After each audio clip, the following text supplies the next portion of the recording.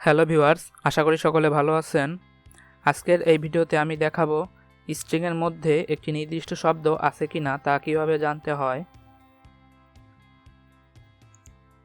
মনে করুন আমরা চাচ্ছি আমাদের এই স্ট্রিংয়ের মধ্যে বাংলাদেশ শব্দটি আছে কিনা তা চেক করতে।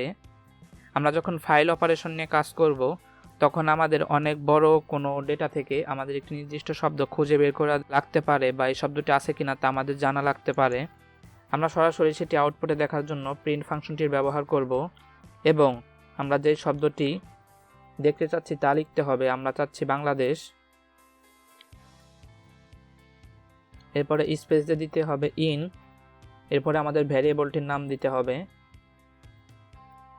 এটি রান করার পরে আউটপুটে আমাদের ট্রু দেখাবে, অর্থাৎ বাংলাদেশ ইন এ ভ্যারিয়েবলটির মধ্যে বাংলাদেশ আছে, কিন্তু এটি কেস সেন্সিটিভ। আমাদের এখানে যদি ছোট হাতের বি দেই তাহলে কিন্তু আউটপুট আমাদের ফলস দেখাবে। আমরা চাইলে কন্ডিশন ব্যবহার করেও এই কাজটি করতে পারি, যেমন ইফ বাংলাদেশ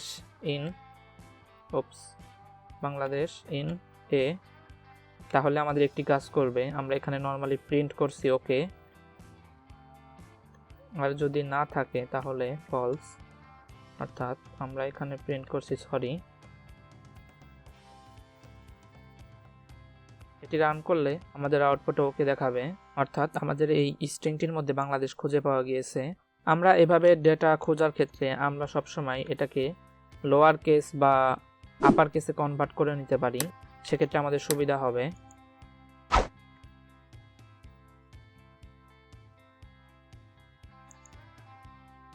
আশা করি বিষয়টি আপনারা বুঝতে পেরেছেন। ভিডিওটি ভালো লাগলে সবার সাথে শেয়ার করুন, লাইক, কমেন্ট, সাবস্ক্রাইব করে আমাদের সাথেই থাকুন। ধন্যবাদ।